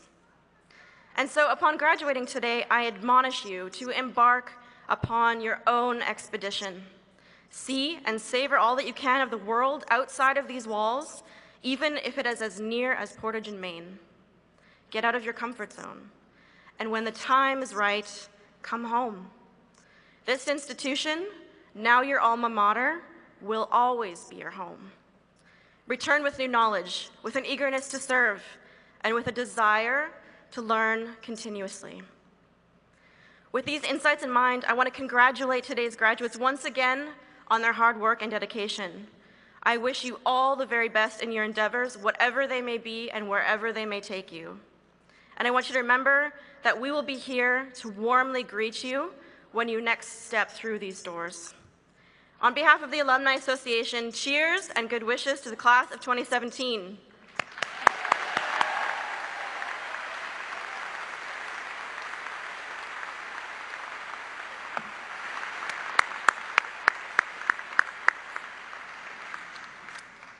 Thank you, Sarah. On an occasion such as this, we thought it was important to hear from one of the students. It is, after all, your day. And so I would like to invite the Spring 2017 valedictorian, Bethany McLean, to the platform. And as she makes her way here, I will tell you about her. Coming from a family of teachers, Bethany McLean has wanted to work in education for as long as she can remember. That dream is now a reality for Bethany, who is graduating from the University of Winnipeg's Integrated Bachelor of Education and Bachelor of Arts program.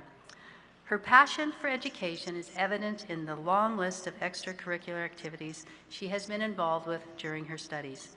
In addition to working as a curricular tutor, Bethany has served as a day camp counselor, soccer and basketball coach, after-school program supervisor, and a ministry intern at her church. She has also expanded her educational experiences by volunteering abroad in Romania and in France. Throughout these various roles, Bethany has exemplified the qualities of a dedicated educator and has helped develop creative problem-solving, communication, and leadership skills among the young people she has worked with. Bethany has received several awards for her academic and leadership excellence, including the Alan J. Reichman Memorial Scholarship, the Edmund and Dorothy Dick Scholarship in Education, and the Dr. Jean Mimkin and Dr. Michael Rogers Scholarship in Education. During her time at the University of Winnipeg, Bethany has developed a teaching philosophy that goes beyond academics and focuses on teaching kids to be good, well-rounded people. She's hoping to put that philosophy in motion this fall when she starts teaching phys ed and French at the King School. Please join me in welcoming Bethany McLean.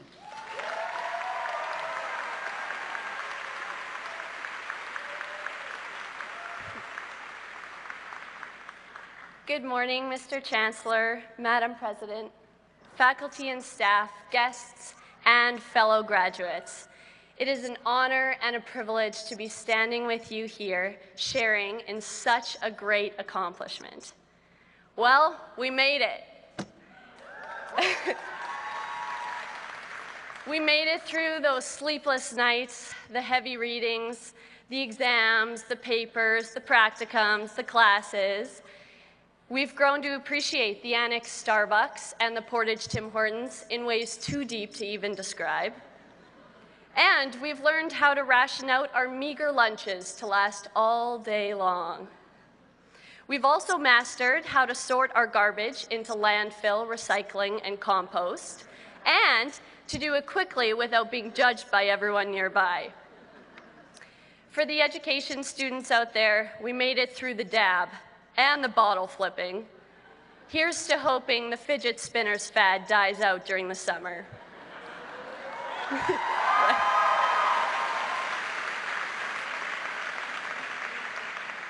University has taught us so many valuable things. We've learned to think critically, form opinions, appreciate others' differences. We've learned to ask for help, acknowledge our weaknesses, and take pride in our strengths. We've put ourselves out there, and we've made friends with some unlikely people. The days have gone by pretty slowly, but the years have passed quickly. Thinking back on my time at U of W, there's one distinct memory ingrained in my mind. It was my first year, and I was still a rookie at using those back doors of the city transit bus. One day, my bus arrived at Portage and Spence, and with a textbook-filled backpack, I hunched forward and walked towards those back doors. Unfortunately, as I was walking towards the doors, they began to close. And before I could even react, they closed on my face, just like this.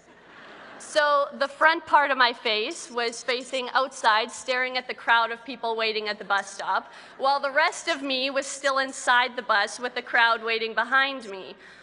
The bus alarm went off, and in the moment, all I could helplessly utter was, "Oh dear." After what felt like an eternity, but was really only a split second, I fumbled for those exit strips on the doors and broke free. I left with my head perfectly intact, but my ego not so much. The reason I share this story is because for me it represents so many moments of university life. Moments in which we feel stuck, burdened with a heavy load, hunched over, we're hoping to move forward, but we get caught in those doors. We get stuck in stress and doubt, disappointment, confusion, you name it. It's chaos. The bus alarm is sounding and all we can say is, "Oh dear," or something else a little more colorful. These moments, however, are just that, moments.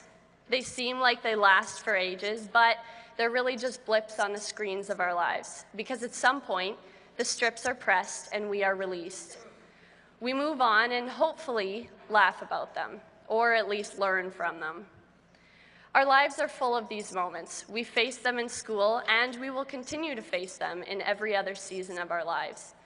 The doors may be bigger, or the moments may last longer. We will feel stuck. You might even feel stuck right now. School's over. What happens next? These moments are hard, but so necessary. Through them, we learn to persevere, think outside the box, ask for help, become self-aware, and often become a little more humble. We learn from these moments, and at some point, strengthened from our experiences, we move forward. A couple months ago, I shared with my cohort something that gives me hope in these moments, and I'd like to share it with you now. There's a passage in the Bible in which a prophet named Jeremiah tells us that God has good plans for us, to give us hope and a future that is good. I believe that God created us, loves us, and cares about the details of our lives. In my experience, it's whenever I've been stuck that I have felt God's love most. Like reaching for the exit strips, we can reach out to God and just ask for help, and He'll lead us through the doors. Graduates, we're standing at the threshold of a whole new season. Regardless of what you believe or what you don't believe, let's move forward and hope for what is to come. Let's walk with a confidence in what we've learned and an eagerness for what we have yet to learn. We each have a unique purpose and niche.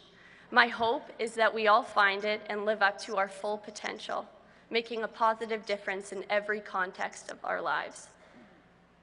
I would like to end by thanking those who have supported my fellow graduates and I on this university journey. Thank you to the U of W's faculty and staff for educating and guiding us. Family members and friends, thank you for your encouragement and support. On behalf of the education students, thank you to our cooperating teachers, our principals, and faculty supervisors for inspiring and challenging us. Finally, thank you, fellow graduates. Thank you for being friends, motivators, and inspirations. Well done, graduates, and may God bless you in the adventures and even the bus moments to come. Thank you.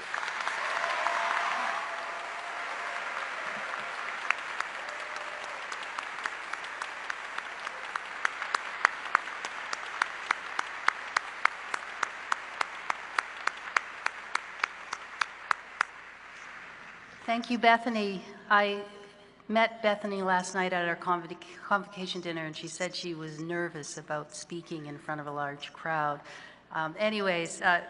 You didn't look like that. You did extremely well. So on behalf of myself and the University of Winnipeg, I'd like to congratulate everyone who we have celebrated this morning. Congratulations to all our staff, faculty, and alumni award winners. Congratulations to our honorary degree recipient, Cindy Blackstock.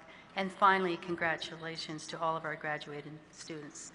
I really want to thank you for choosing to study at the University of Winnipeg and for sharing your gifts with us in this important stage of your life and education. I know that the knowledge and skills you've learned here, both in and outside of the classroom, have prepared you well for all that you will encounter in work and in life. And I know that you will be forces of positive change in your communities. Wherever your passions lead you from here, be it a dream career, a social cause, or traveling the world in pursuit of more knowledge, I encourage you to commit. even when it may not be the popular thing to do. And I was struck by Cindy Blackstock's story on why and how she chose to take that fork in the literal letter Y that was maybe a little tougher to do than the path she was on. We live in a world of effortless communication across so many channels, and at times the volume of messages we receive can overwhelm and distract us from achieving our goals. So not every important issue will be seen in the headlines or on social media. These might be the issues that actually need your attention the most. Our honorary degree recipient today, Cindy Blackstock, is someone who fought tirelessly for her cause, even when she was alone and even when she was persecuted for it. The thing that matters to you might be similarly challenging, but I am confident you are leaving here with the critical skills to make an impact. When you run into someone who disagrees with you, as you surely will along the way, try to understand their point of view. If your time here has taught you anything, I hope it's that a plurality of worldviews is essential to solving any problems. The ability to have compassion for those who share opposing views will go a long way towards uniting people to your cause. When something isn't right, don't just say it needs to change. Instead ask, how did it get this way, and what can we do to solve this? Also understand that answering those questions doesn't always mean being the most visible. Affecting change can take years of quiet, behind-the-scenes work, and is often measured as the totality of small gestures within your community, however you define your community. Your impact may or may not be recognized, but what matters most is the lives you shape along the way. You now join an alumni community that through 50 years of our history has done just that, impacted their world and the people in it through actions big and small. Each one of them has lived through a different experience, different eras defined by shifting policies and attitudes. But what so many of them had in common was a pursuit of a fair and just society, human dignity, equality, appreciation of diversity, and respect for our environment. I look forward to hearing about the impact each one of you will have on our evolving world. I am optimistic about our future because of you. Before I wrap up, I want to acknowledge that everything you've accomplished so far could not have been possible without your friends and relatives, and I'm delighted that so many of them are with us here today. To those friends and family members, I know the pride and pleasure you are feeling today, augmented perhaps by a certain measure of relief. That's what I tend to hear from the dads after convocation. And I know how much your support has meant to our graduates.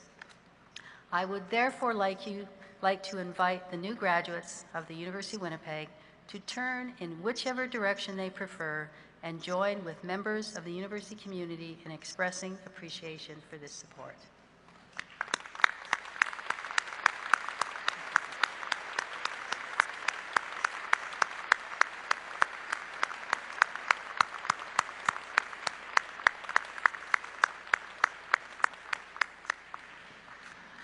I would like to thank our Chief Marshal, Dr. Mark Vachon, and the faculty marshals.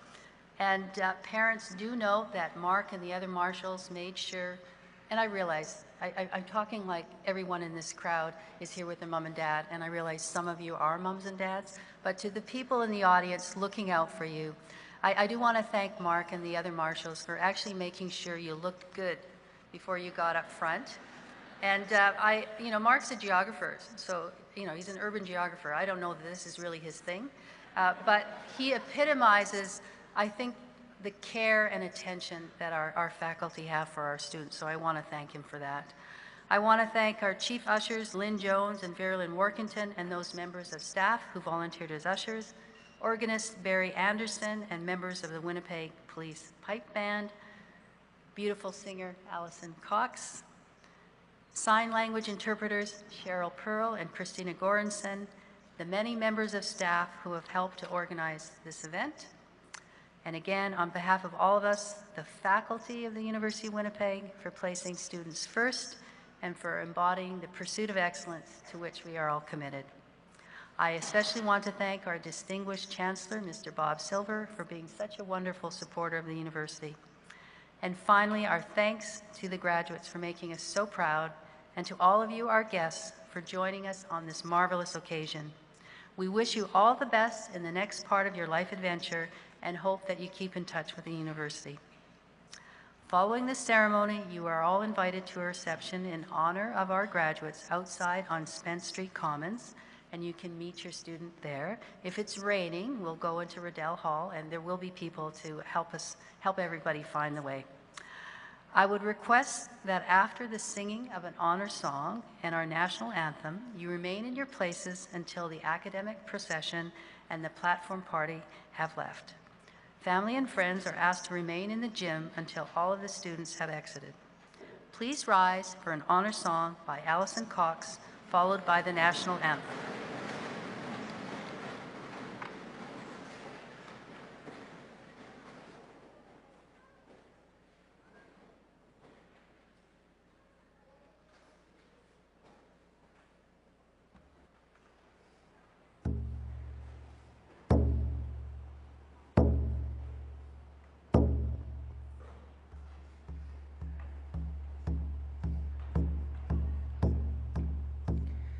Your